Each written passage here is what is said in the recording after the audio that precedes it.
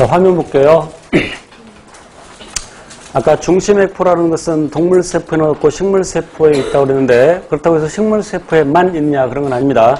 원생동물에도 있는데, 원생동물의 그 수축포라는 것은 일종의 액포에 해당이 되죠.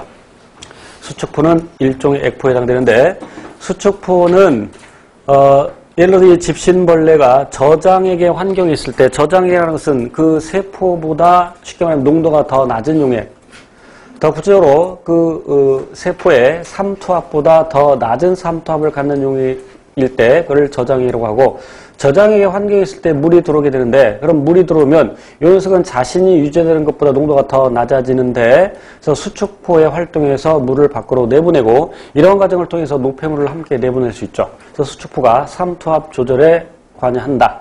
또 노폐물 배출에 관여한다. 세포, 다시 내막계라는 말이 나오는데, 내막계가 뭐냐면, 언뜻 이 내막계라는 단어만 보면 세포 안에 있는 막이라는 뜻으로 받아들일 수 있는데, 그 내막계가 뭐냐면 결국 세포막으로부터 만들어진 것들을 내막계라고 합니다.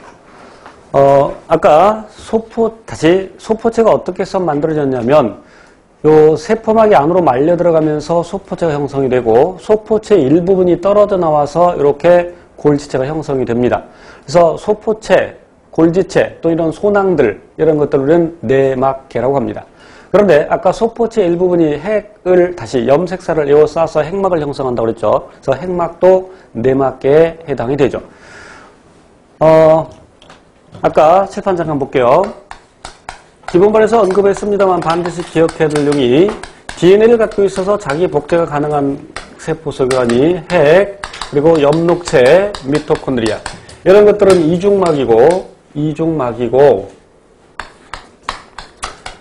그런데 막구조가 아닌 것들도 있죠. 막구조가 아닌 것 암기하시렵니다.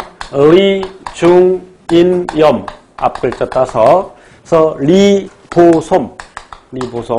아까 리소좀의 경우에는 세포, 다시 가수분에 관련된 효소들이 들어있는데, 만약에 막으로 둘러싸여 있지 않는다면 그 효소들이 세포 소기관들을 분해하고 다니겠죠. 그러니까 당연히 리소좀은 막으로 둘러싸여 있어야 되고, 자, 그 다음에 중심립, 그리고 중심립 두 개가 서로 수직을 이루고 있는 중심체, 그 다음에 인, 그리고 염색사. 인과 염색사는 어디에 들어있냐면 핵 안에 들어있죠.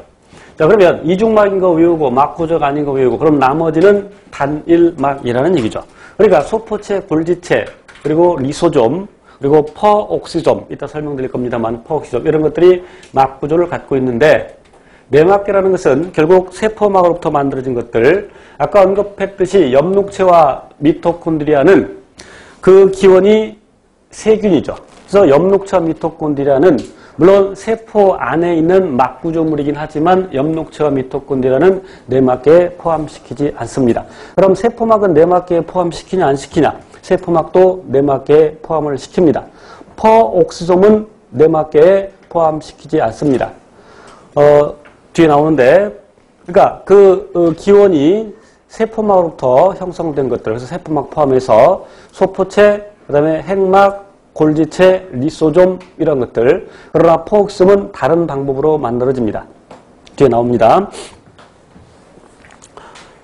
그럼 그 내막계의 세포 내 소기관들의 상호작용이라는 말은 아까도 언급했던 내용들인데, 단백질 합성 과정에서 리보솜이 단백질을 합성하면 그 단백질 폴리펩타이드가 소포체 내부 공간으로 가서 변형되고, 소포체 일부분이 떨어져 나와서 소낭되고, 특히 수송소낭 또는 수송소포라고 하죠.